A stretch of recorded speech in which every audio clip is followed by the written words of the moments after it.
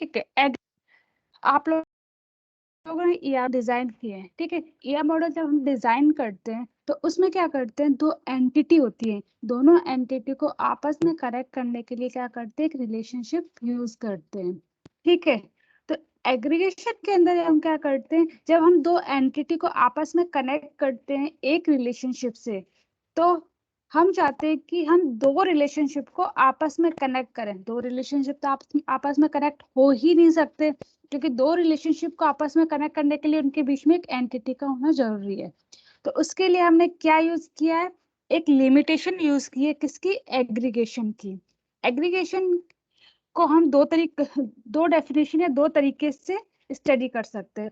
पहला क्या होता है कि जब मैं क्या करती हूँ, दो एंटिटी लेती हूँ, आपने एग्जाम्पल में लिखा हुआ सेंटर और कोर्स, दो एंटिटी है, इन दोनों एंटिटी को किससे कनेक्ट किया, ऑफर से कनेक्ट किया। यदि सेंटर होगा उसके अंदर क्या होता है, कोर्स होंगे, कोर्स कहाँ पर होंगे, सेंटर में होंगे, ठीक है। कोर्स के बगैर सेंटर कंप्लीट नहीं होगा, सेंटर के बगैर कोर्सेज कंप्लीट नहीं होंगे। मीन सेंटर का मीन क्या है, एग्जाम जहाँ कंडक्ट होंगे वहां कुछ ना कुछ कोर्स तो इम्प्लीमेंट होंगे, और जहाँ कोर्स कहाँ इम्प्लीमेंट होंगे, कोई ना कोई सेंटर पे इम्प्लीमेंट होंगे। इसका एक एग्जांपल हो सकता है ऑथर और बुक। यदि ऑथर बुक पब्लिश करेगा तभी तो बुक पब्लिश होंगी, या बुक राइट करेगा तभी तो बुक लिखी जाएगी। और बिना ऑथर के बुक नहीं लिख सकते, बिना, और बुक कौन लिखेगा, ऑथर लिखेगा। बुक लिखने के लिए किसकी रिक्वायरमेंट होगी, ऑथर की रिक्वायरमेंट होगी। तो इन दोनों एंटिटी को जब हम क्या करते हैं, एक सिंगल एंटिटी के थ्रू क्या करते हैं, रिप्रेजेंट करते हैं कि सेंटर और कोर्स, इन दोनों को क्या करना चाहते हैं, मैं कंबाइन करके एक एज ए सिंगल एंटिटी की तरह क्या करना चाहते हैं, रिप्रेजेंट करना चाहती हूँ। तो उसके लिए हम क्या यूज करते हैं, एग्रीगेशन यूज करते हैं। वापस रिपीट करती हूँ, सेंटर और कोर्स, सेंटर ऑफर करता है कोर्सेज के लिए, कोर्स ऑफर करता है सेंटर को, ठीक। यदि किसी एग्जामिनेशन में या कोई कॉलेज है, सेंटर है ना, कहीं सेंटर, यदि वहां पर कोर्सेज ही नहीं होंगे तो सेंटर का कोई मतलब ही नहीं है। यदि कोर्स कहाँ पर इंप्लीमेंट होंगे, सेंटर पर होंगे। तो ये दोनों क्या है, एक दूसरे से कंप्लीट हो रहे हैं। तो इन दोनों को हम क्या करेंगे, एज ए सिंगल एंटिटी की तरह क्या करेंगे, रिप्रेजेंट करेंगे।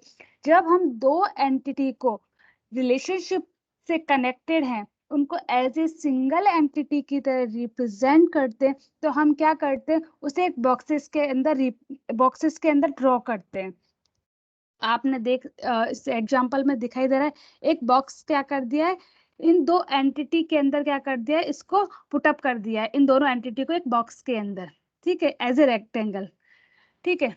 तो इन दोनों, तो इस चीज को हम क्या कहेंगे, हाई लेवल एंटिटी। जब हम दो एंटिटी को एक रिलेशन से रिप्रेजेंट करते हैं एक रेक्टेंगल के अंदर, क्यों, क्योंकि यदि जो कोर्स है वो सेंटर एंटिटी के बगैर इनकम्प्लीट है, और सेंटर किस एंटिटी के बगैर इनकम्प्लीट है, कोर्स के बगैर। ये दोनों जब एक दूसरे पर पूरी तरह से डिपेंडेंट होती हैं, तो उस चीज को हम क्या कहते हैं, एग्रीगेशन कहते हैं। और उससे एक रेक्टेंगल से रिप्रेजेंट करते हैं, और उस रेक्टेंगल को क्या कहते हैं, हाई लेवल एंटिटी कहते हैं। सेकेंड चीज क्या होती है, एग्रीगेशन में क्या आता है, जब दो रिलेशन होते हैं, इन दोनों रिलेशन को क्या करते हैं, आपस में कनेक्टेड करने की परमिशन मिलती है, तो उसे भी हम क्या कहते हैं, एग्रीगेशन। एग्रीगेशन में हमेशा दो कंडीशन आती है। फर्स्ट कंडीशन क्या आती है, दो रिलेशनशिप को क्या करते हैं, आपस में कनेक्ट करते हैं डायरेक्ट। जैसे इंक्वायरी है, इन दोनों रिलेशनशिप को मैंने क्या किया, डायरेक्ट कनेक्टेड किया है। सेकंड कंडीशन कौन सी आती है एग्रीगेशन में, जब मैं दो एंटिटी जो एक दूसरे पर पूरी तरह से डिपेंडेंट होती है, फुली डिपेंडेंट होती है, उन दोनों एंटिटी को एक रेक्टेंगल बॉक्स के अंदर क्या करती हूँ, रिप्रेजेंट करती हूँ। तो उस जो रिप्रेजेंट करती हूँ मैं उस बॉक्स के अंदर, तो उसे हम किस चीज से किस तरह से पढ़ेंगे, उसे हम एज ए सिंगल एंटिटी की तरह क्या करेंगे, ट्रीट करेंगे। जब दो एंटिटी को हम एक सिंगल बॉक्स के अंदर रिप्रेजेंट करते हैं, तो उन दोनों एंटिटी को हम किस तरह से रिप्रेजेंट करते हैं, एज ए सिंगल एंटिटी की तरह रिप्रेजेंट करते हैं। वो सिंगल एंटिटी क्या हो जाती है, हमारी हाई लेवल एंटिटी हो जाती है, ठीक है। ये दो कंडीशन फॉलो करता है, वो क्या बन जाता है, एग्रीगेशन बन जाता है। समझ में आया स्टूडेंट्स कुछ? Yes ma'am. ठीक है, इसके मैम एग्जाम्पल एक तो एग्जाम्पल आपको डिस्प्ले हो ही रहा है स्क्रीन पर। सेकंड एग्जाम्पल इसका क्या हो सकता है, मैं क्या करती हूँ, सेंटर की जगह क्या लूंगी, मैं ऑथर लूंगी ऑफ, और यहाँ पर कोर्स की जगह मैं क्या ले रही हूँ, बुक ले रही हूँ। ठीक है, ऑथर बुक, ये दोनों क्या है, एक दूसरे पर, बुक बिना ऑथर के तो लिख ही नहीं सकते, और ऑथर क्या लिखेगा, बुक लिखेगा, या न्यूज़पेपर कुछ भी लिख सकता है ऑथर। तो ऑथर को तो बुक को एक ऑथर ही लिख सकता है। तो बुक फुली डिपेंडेंट है किसके ऊपर, ऑथर के ऊपर। तो ऑथर और बुक क्या कर रहा है, राइट। क्या रिलेशन है, ऑफर की जगह यहाँ पर क्या रिलेशन हो जाएगा हमारा, राइट रिलेशन हो जाएगा। ऑथर राइट कर रहा है बुक को, ठीक है। तो इस रिलेशन को, या इस पूरे कंप्लीट रिलेशन को हम एज ए किस तरह से पढ़ेंगे, हाई लेवल एंटिटी के रूप में देखेंगे। मतलब एक एक सिंगल एंटिटी बन जाएगी, ऑथर और बुक ये सब, और राइट्स इनके बीच में रिलेशन है, तो ये क्या हो जाएगा, एक सिंगल एंटिटी बन जाएगी। अब इस एंटिटी का क्या नाम होगा, रिलेशन। क्यों क्या नाम होगा, क्योंकि यहाँ पर एक तो ऑथर है, एक बुक है, और रिलेशन है राइट। मैं क्या नाम दूंगी इस एंटिटी को, बुक तो मैं दे ही नहीं सकती, क्योंकि मैं बुक दूंगी इस एंटिटी का नाम तो ऑथर रह जाएगा, ऑथर भी नहीं दे सकती क्योंकि दोनों अलग अलग रिप्रेजेंट हो रहे, ऑथर बुक। तो इस एंटिटी का नाम हो जाएगा राइट। जो रिलेशन होगा वही क्या हो जाएगा, आपका हाई लेवल एंटिटी का क्या हो जाता है, नाम हो जाता है। तो जो ये आपकी हाई लेवल एंटिटी बनी, इस हाई लेवल एंटिटी, ये जो हाई लेवल एंटिटी होगी, इसका नाम होता है राइट, होगा इस एंटिटी का नाम। ठीक है, तो ये एंटिटी हो जाएगी, ये राइट एंटिटी हो जाएगी। राइट एंटिटी किससे कनेक्टेड होगी, इंक्वायरी की जगह हम क्या लेंगे, पब्लिश्ड बाय। कौन कर रहा है, पब्लिश्ड बाय, पब्लिशर कर रहा है। क्लियर हुआ। मैंने सेकंड एग्जांपल लिया है, सेकंड एग्जांपल के हम अंदर हम क्या ले रहे हैं, ऑथर और पब्लिशर का एग्जांपल ले रहे हैं। यहाँ पर हमने सेंटर की जगह ऑथर लिया है, कोर्स की जगह बुक लिए, और ऑफर की जगह हमने राइट रिलेशन लिया है। ठीक है, अब हम ऑथर और बुक को किस तरह से रीड करेंगे, एक सिंगल एंटिटी में रीड करेंगे।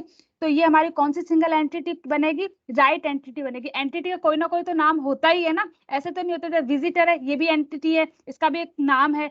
सेंटर है, ये भी एंटिटी, इसका नाम है। जब मैं इन दोनों एंटिटी को कंबाइन करके एक सिंगल एंटिटी बनाती हूँ, तो उसका भी कोई नाम होगा। तो उसका नाम कौन सा होगा, जो आपका रिलेशन का नाम होता है, मैं उस एंटिटी को उस नाम से क्या करती हूँ, रिप्रेजेंट करती हूँ। तो उस एंटिटी का क्या नाम होगा, राइट होगा। ठीक है, तभी तो क्या हुआ है, जब मेरी जो मैंने एंटिटी बनाई है राइट नाम की, जैसे ऑफर है, ये ऑफर इंक्वायरी है, तो इस एंटिटी का क्या नाम होगा, ऑफर एंटिटी होगी। तो ऑफर जब एंटिटी बनेगी तो वो क्या होगी, एंटिटी को हम रिलेशनशिप से कनेक्ट कर रहे हैं। तो रिलेशनशिप क्या ले रहे हैं, इंक्वायरी ले रहे हैं। तो यहाँ पर हम ये यहाँ पर हम क्या देखते हैं कि एंटिटी कनेक्टेड है, ना कि कोई रिलेशनशिप कनेक्टेड है। तभी तो दो रिलेशनशिप क्या हो सकते हैं, आपस में डायरेक्ट कनेक्टेड है। क्यों, क्योंकि हम उसे क्या करते हैं, एज एक रेक्टेंगल में क्या करते हैं, पुट अप कर देते हैं दो एंटिटी के रिलेशनशिप के थ्रू, और उसका एक क्या करते हैं, उसको एक सिंगल एंटिटी बना देते हैं, उस एंटिटी का वही नाम रखते हैं जो उसके रिलेशनशिप का होता है। तो वो एज ए एंटिटी की तरह वर्क कर रही है, जैसे ऑफर है एज ए एंटिटी की तरह वर्क कर रहा है। किससे कनेक्टेड है, हमारी दूसरी एंटिटी विजिटर से कनेक्टेड है। क्लियर हो गया यहाँ पर। सेकंड और थर्ड एग्जांपल क्या हो गया अब इसका, यदि एग्रीगेशन के थर्ड एग्जांपल की बात करें तो हम कॉलेज स्टूडेंट्स ले सकते हैं। कैसे, यहाँ पर मैंने क्या लिया, कॉलेज, सेंटर की जगह कॉलेज ले, यहाँ पर, और यहाँ पर क्या लिया, कोर्स लिया है। सेंटर मतलब कॉलेज के अंदर क्या है, कोर्सेज, और क्या हो रहे हैं, ऑफर हो रहे हैं। तो रिलेशनशिप मुझे चेंज करने की रिक्वायरमेंट नहीं है, ऑफर रिलेशनशिप हम यूज करेंगे। इंक्वायरी ले ली, यहाँ पर विजिटर की जगह मैंने क्या ले लिया, स्टूडेंट्स ले लिया। तो कॉलेज और कोर्स ये दोनों क्या बन जाएंगे मेरे, दोनों ये दोनों जो एंटिटी है, जो किससे कनेक्टेड है, ऑफर से कनेक्टेड है। तो क्यों, क्योंकि दोनों एंटिटी एक दूसरे पर फुल्ली डिपेंडेंट है। तो ये सिंगल लेवल सिंगल एंटिटी बन जाएगी। इस सिंगल एंटिटी क्या कहेंगे, हाई लेवल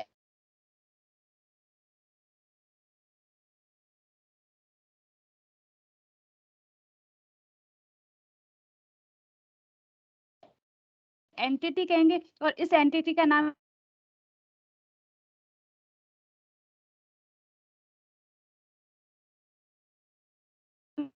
क्या होगा, स्टूडेंट होगी। और कौन से रिलेशनशिप, क्लियर सभी स्टूडेंट्स को? हाँ स्टूडेंट्स, क्लियर हो गया? इसका और एग्जांपल Yes, ma'am. बताइए, थर्ड फोर्थ एग्जांपल क्या हो सकता है? और क्या एग्जांपल ले सकते हैं हम एग्रीगेशन में?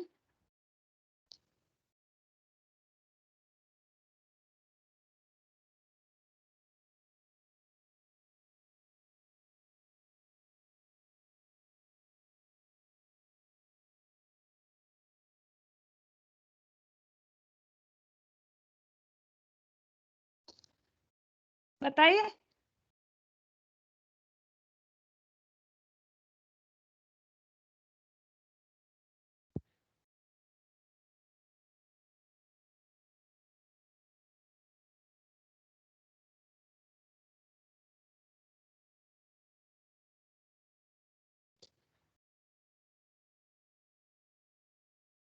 हाँ तो एग्जांपल बताओ।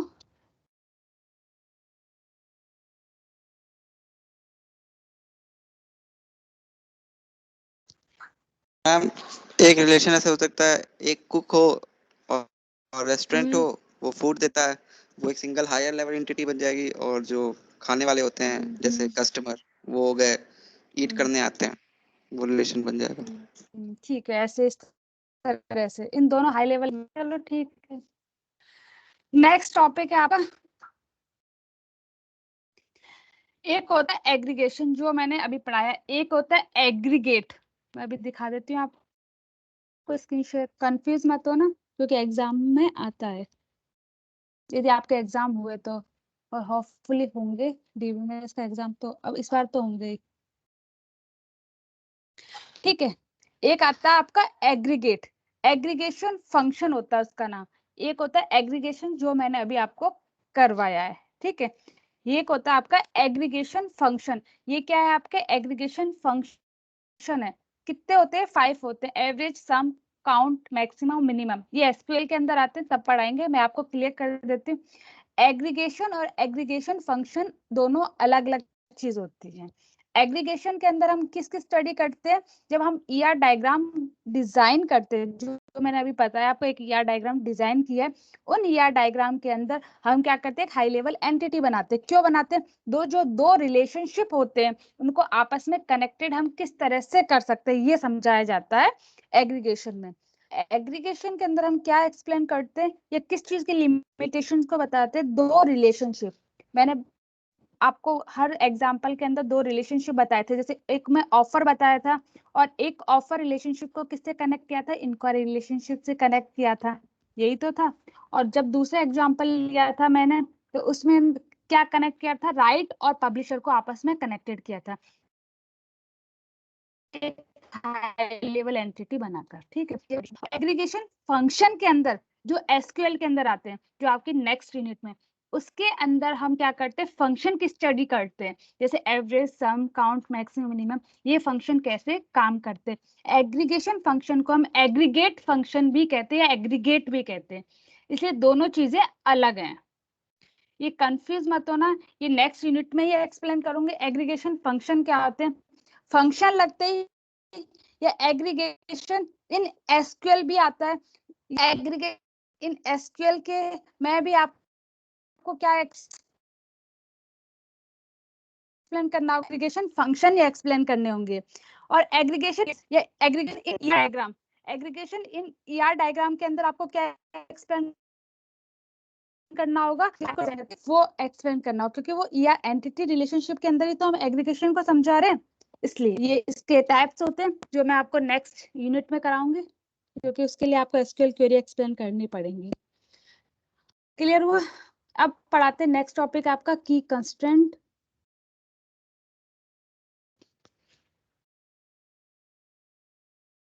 ठीक है,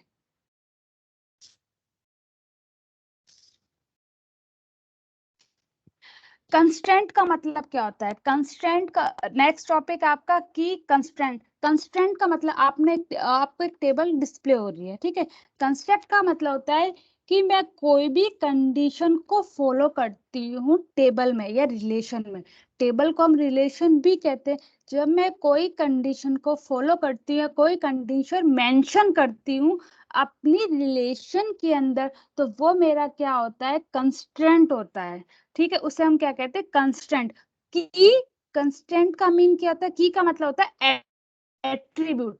जब मैं अपनी टेबल के अंदर या अपने रिलेशन के अंदर क्या एट्रीब्यूट पे क्या करती हूँ, कोई कंडीशन को फॉलो करती हूँ या उस कंडीशन को सेटिस्फाई करती हूँ उस टेबल के एट्रीब्यूट पर, तो वो मेरा क्या हो जाता है, की कंस्टेंट हो जाता है।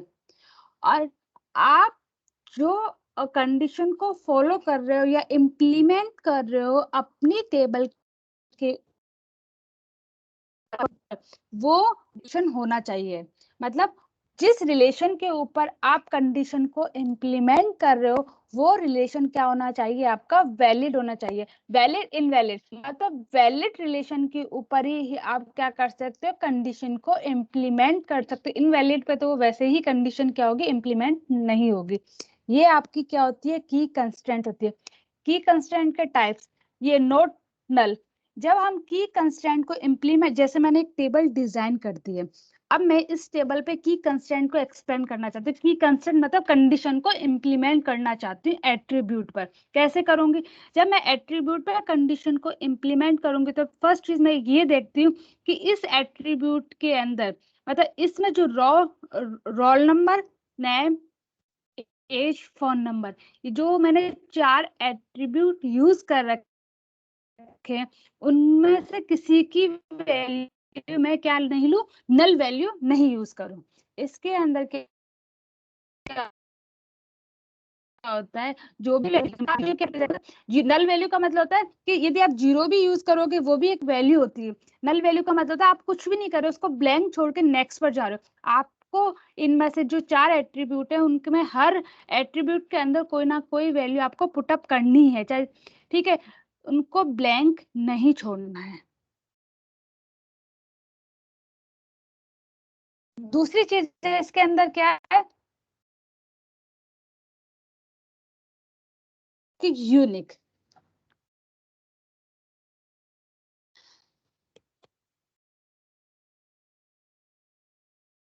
कि आप करते यूनिक नेम का ही करते यूज करते हो।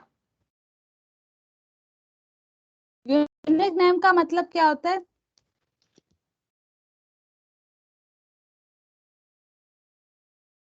जब हम की एट्रीब्यूट यूज कर यूनिक, सेकंड, फर्स्ट इसका टाइप था not null value use in a table. Second है यूनिक वैल्यू। यूनिक वैल्यू का मतलब क्या होता है, जब हम तब जब हम किसी एट्रीब्यूट को, जैसे कि रोल नंबर है, मैंने की यूज किया है, ठीक है, जब इस रोल नंबर के टपल को हम क्या करते हैं, जब हम इस रोल नंबर के टपल को आइडेंटिकल वैल्यू क्या कर सकते हैं, प्रोवाइड नहीं कर सकते। आइडेंटिकल वैल्यू का मतलब क्या होता है, यूनिक वैल्यू ही प्रोवाइड करेंगे। आइडेंटिकल का मतलब होता है जैसे कि रोल नंबर यहाँ पर इसमें 1 है और सेकंड की जगह भी मैंने 1 यूज कर लिया, तो ये क्या हो जाएगी, आइडेंटिकल वैल्यू हो जाएगी इस एट्रीब्यूट की।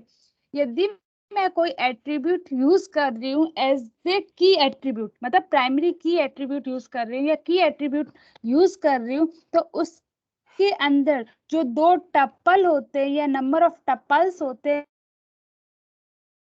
उनको आइडेंटिकल वैल्यू प्रोवाइड नहीं कर सकते, हमें यूनिक वैल्यू ही प्रोवाइड करनी है। मतलब डिस्ट्रिक्ट वैल्यू मतलब रिपीटेड वैल्यू प्रोवाइड नहीं कर सकते। जैसे कि आइडेंटिकल वैल्यू का मतलब होता है यहाँ पर भी 1 यूज किया, यहाँ पर भी 1, यहाँ पर भी 1, मैंने इन तीनों टपल के अंदर क्या किया है, 1 यूज किया है, तो उस कंडीशन के अंदर क्या हो जाएगा, वो तीनों वैल्यू सेम होंगी। और ये मेरा रोल नंबर है, वो मेरा क्या है, की एट्रीब्यूट है, मतलब प्राइमरी की है। प्राइमरी की के अंदर मैंने इन तीनों टपल की वैल्यूज 1 रख दिए, तो उस कंडीशन के अंदर क्या हो जाएगा, आपका की कंस्टेंट जो आपकी कंडीशन है वो फॉलो नहीं करेगी, मतलब ये वैलिड रिलेशन नहीं होगा।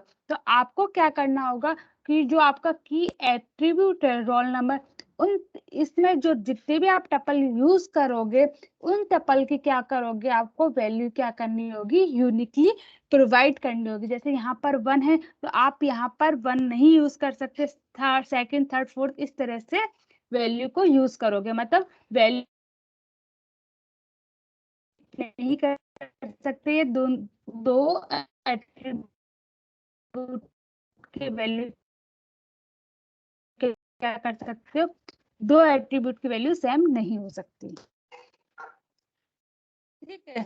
थर्ड है इसके अंदर प्राइमरी की मैंने आपको बता ही दिया। आप जब भी कोई टेबल डिजाइन करते हो तो उस टेबल के अंदर क्या होना चाहिए, आपके कोई ना कोई प्राइमरी, सो जब आप कोई टेबल डिजाइन करते हो के अंदर कोई एक्टिविटी होना चाहिए प्राइमरी को करता हो। और नेक्स्ट है फॉरेन की का एग्जांपल बताती हूँ।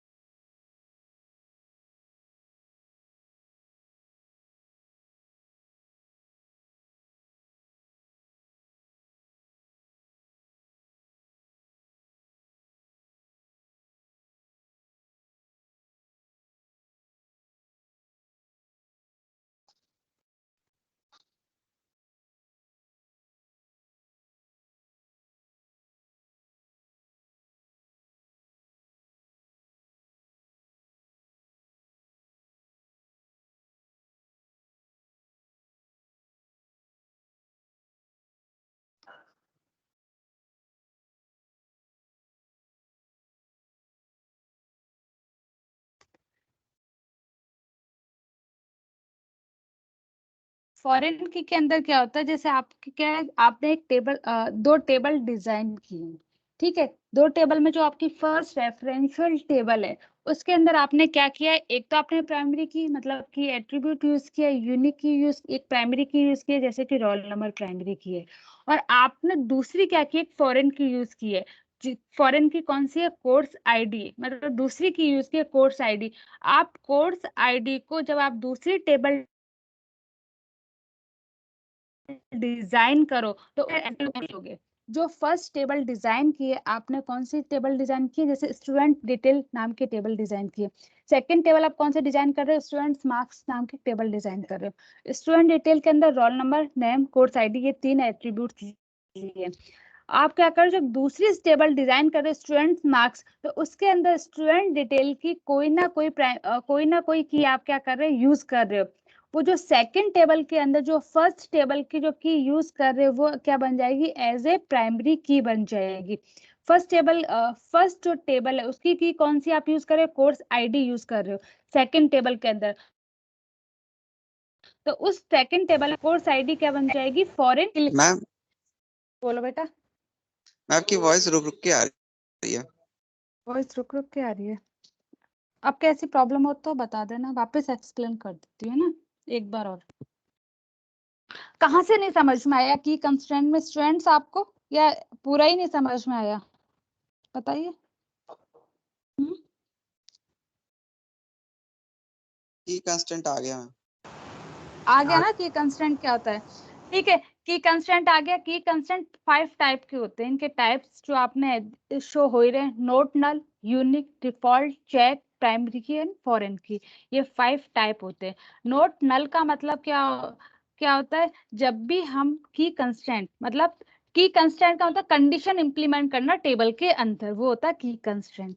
ठीक है, जब भी हम कोई टेबल डिजाइन करेंगे उसके अंदर हम नल वैल्यू का यूज नहीं कर सकते। नल वैल्यू का मतलब आप ब्लैंक, कोई भी कॉलम को ब्लैंक नहीं छोड़ सकते हो, आपको कोई ना कोई वैल्यू उसके अंदर एंटर करनी पड़ेगी हर एट्रीब्यूट में। ये होता है नोट नल। ठीक है, यदि आप जीरो भी करते हो तो वो भी क्या होता है, वैल्यू के अंदर हम क्या करते हैं उसको रीड करते हैं। जीरो भी एक वैल्यू होती है, स्पेस भी एक वैल्यू होती है। ठीक है, नल का मतलब होता है कुछ भी नहीं लिखना, ब्लैंक छोड़ना। ठीक है, आप वो नहीं कर सकते हो इसके अंदर। सेकंड चीज होती है यूनिक। यूनिक का मतलब होता है कि जैसे कि मैं क्या एक की वैल्यू लेती हूँ, जैसे की एट्रीब्यूट है मेरा रोल नंबर, ठीक है। इस रोल नंबर के अंदर जो मैं वैल्यूज ले रही हूँ टपल्स की, टपल का मतलब होता है मेरी रो, टप्पल दो टप्पल होते हैं उसके अंदर मैं क्या कर सकती हूँ, कॉमन वैल्यू का यूज नहीं कर सकती, मतलब आइडेंटिकल वैल्यू मैं यूज नहीं कर सकते। आइडेंटिकल वैल्यू होता है जैसे 1 2 है, तो मैं यहाँ इन दोनों रो के अंदर 1 1 यूज नहीं कर सकती, मुझे क्या करना होगा कि वैल्यू चेंज करनी होगी, 1 2 3 इस तरह से लेना होगा या कुछ और वैल्यूज लेनी होगी, ठीक है। नेक्स्ट होता है डिफॉल्ट कंस्ट्रेंट। डिफॉल्ट कंस्ट्रेंट का मतलब क्या होता है, यदि मेरा कोई भी एट्रीब्यूट प्राइमरी की नहीं है, अदर एट्रीब्यूट है, तो उसके मैं क्या कर सकती हूँ, डिफॉल्ट वैल्यू ले सकती हूँ। मतलब कि मेरा जैसे कंपनी है, कंपनी के अंदर मैंने क्या किया, एक मतलब सभी ने जो जिन जैसे आर्य है, ब्रांड है, उनके क्या है, सबकी एक ही कंपनी है। तो आप कोई भी कंपनी में सेम नेम डिफॉल्ट मतलब एक ही नाम, हर कंपनी के अंदर एक ही नाम, मतलब एक ही कंपनी का नाम, जो आपका आईडी नेम नेम और फोन नंबर है उनके अंदर यूज कर सकते हैं। कंपनी नाम सेम हो सकता है आपका, ऐसा कुछ नहीं कंपनी का नाम चेंज हो, आपका कहाँ नाम चेंज होना चाहिए, प्राइमरी की का नाम सेम नहीं होना चाहिए, और आपके नाम सेम हो सकते हैं। डिफॉल्ट का मतलब ये। नेक्स्ट आपका आता है चेक।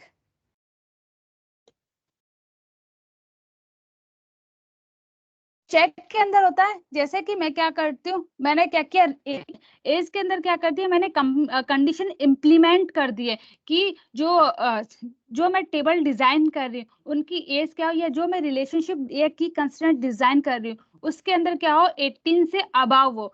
चेक कंस्ट्रेंट का मतलब था कोई भी कंडीशन इम्प्लीमेंट कर देना किसी भी एट्रीब्यूट के ऊपर, वो होता है आपका चेक कंस्ट्रेंट। जैसे कि यहाँ पर 80 age greater than equal to 80, मतलब जिसकी एज 18 से अबव या 80 के इक्वल है, उन्हीं की एंट्री क्या होगी, इस रिलेशन टेबल के अंदर होगी।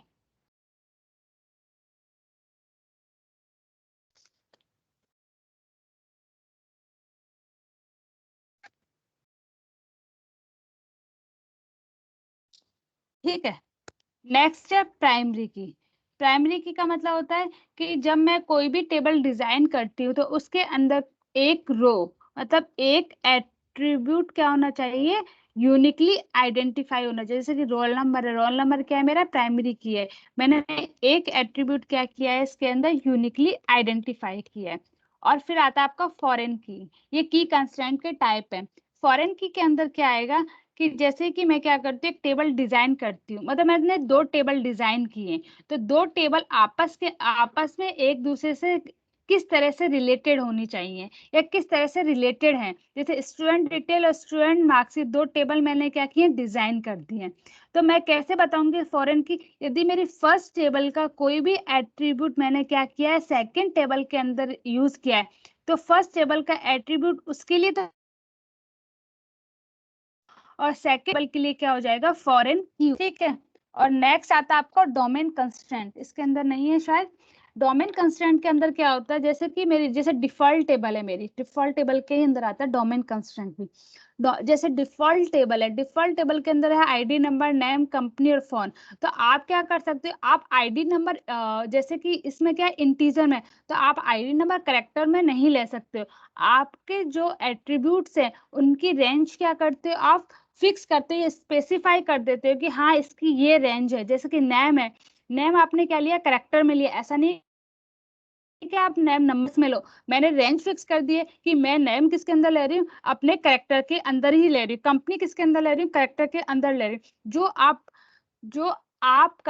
आप इंटीजर या जो आप वैल्यूज यूज करते हो, उन वैल्यू के आप क्या कर रहे हो, डेटा टाइप पहले से स्पेसिफाई कर देते हो कि उनका डेटा टाइप क्या होगा, तो वो होता है आपका डोमेन कंस्ट्रेंट। क्लियर हो गया आपको, की कंस्ट्रेंट, इसके टाइप्स, एक होता है इसके अंदर डोमेन कंस्ट्रेंट, जो आपके नहीं है आप उसे ही मेंशन कर लेना नोट्स में, नोटनल, यूनिक, डिफॉल्ट, चेक, प्राइमरी की, फॉरेन की एंड डोमेन कंस्ट्रेंट, ये इसके टाइप्स होते हैं की कंस्ट्रेंट।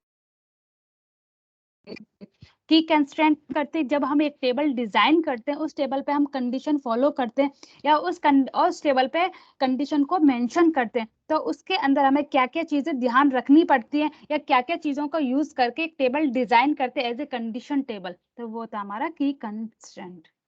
वो एक्सप्लेन आया समझ में स्टूडेंट सभी को? Yes ma'am, yes ma'am. ठीक है, आपका फर्स्ट यूनिट कंप्लीट हो चुकी है, शायद एक या दो टॉपिक ही रह गए होंगे। ठीक है, आप नेक्स्ट लेक्चर के अंदर फर्स्ट यूनिट के सभी टॉपिक देखना, जो टॉपिक नहीं समझ में आए आप पूछ लेना।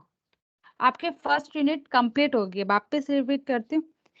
ठीक है, एक या दो टॉपिक रहे होंगे वो मैं देख लूंगी, यदि उनके अलावा जो नहीं हुए उनको छोड़कर जो करवा दिए उनको देखना, और जो नहीं समझ में आया आप नेक्स्ट लेक्चर में पूछ लेंगे। ठीक है, ओके मैम। Okay ma'am. और किसी को कोई डाउट हो तो वो भी पूछ लीजिए आप लोग। है क्या किसी को कोई डाउट? बेटा डाउट तब होते जब हम थोड़ा बहुत पढ़ते हैं, ठीक है, डाउट ऐसे नहीं होते, आप पढ़ा करो, थोड़ा तो देख लिया करो। ठीक है, यस मैम। चलो thank okay, you thank you ma'am, thank you ma'am. बेटा, thank you ma'am. Welcome thank you ma'am.